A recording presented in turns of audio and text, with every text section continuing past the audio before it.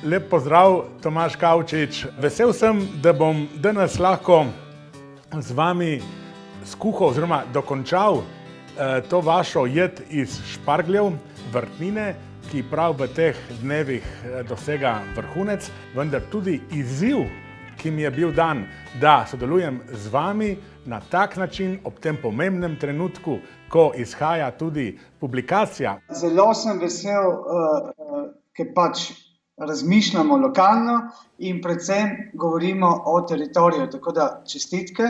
Tukaj ni dosti sestavin. Samo na teh vseh sestavinah smo pa uporabili več tehnik.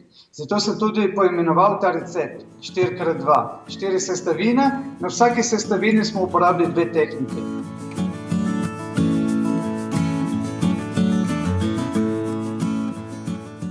Zdaj smo v tej zaključni fazi, tisto, kar sem prepričan, da je tudi najbolj pomembno še, da bo krožnik uspel, upam, da bo uspel.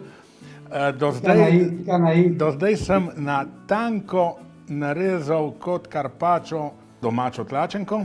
Na to tlačenko sem postavil pire krompir, ki sem ga pač skuhal z vsemi sestavinami za pire, posebno z maslom, da ga res napravi tistega, ki se topi v ustih.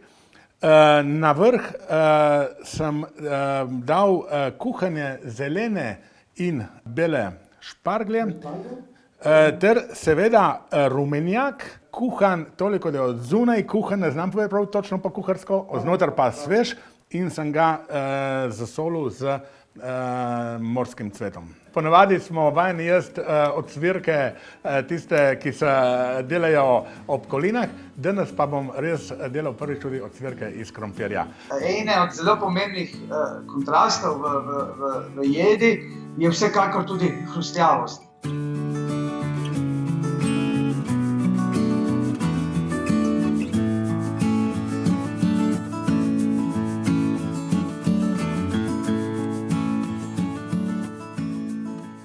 Moram priznati, da pod mentorstvom takega velikega mojstra je velika odgovornost, po drugi strani pa tudi velika sigurnost. Tu imam sestavine, imam beljak, ki je bil odvojen prej od rumenjaka, katerega sem uporabil že na krožniku. Tukaj je pa špargljeva juha, v katero bom potem umešal in ga z ročnim mešalnikom tudi skušal tako obdelati, da dobimo ta zrak, ki bo potem nudil neko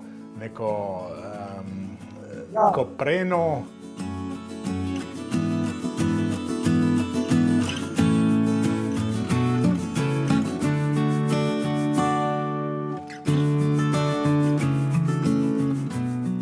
Zaključimo jed z dvemi najpomembnejšimi elementi. To so šparglji, beli in zeleni. Zato, ker to je okus belih špargljev, zdaj pa stavite ta zrak gor, in na koncu boste dodal pol še zelene šparglje, katere ste tudi izsušil in zmiksal, in smo dobili ven pač tudi to v tej predpripravi smo dobili ven to zeleno noto.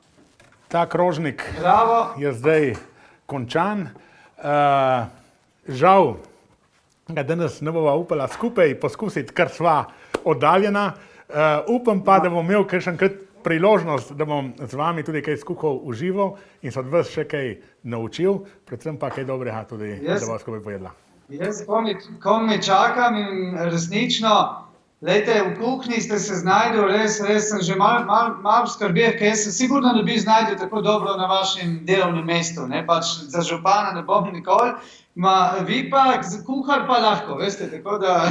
Kar kuham z veseljem. In prepričan sem tudi, da okusi štimajo, zato ker je prav videti, da je dobro. Tako da še enkrat čestitke in hvala, gospod župan, da ste pripravili moj recept. Evo, Tomaž, skupaj sva midva pripravila ta krožnik, tako da vsem skupaj dober tek in na zdravje.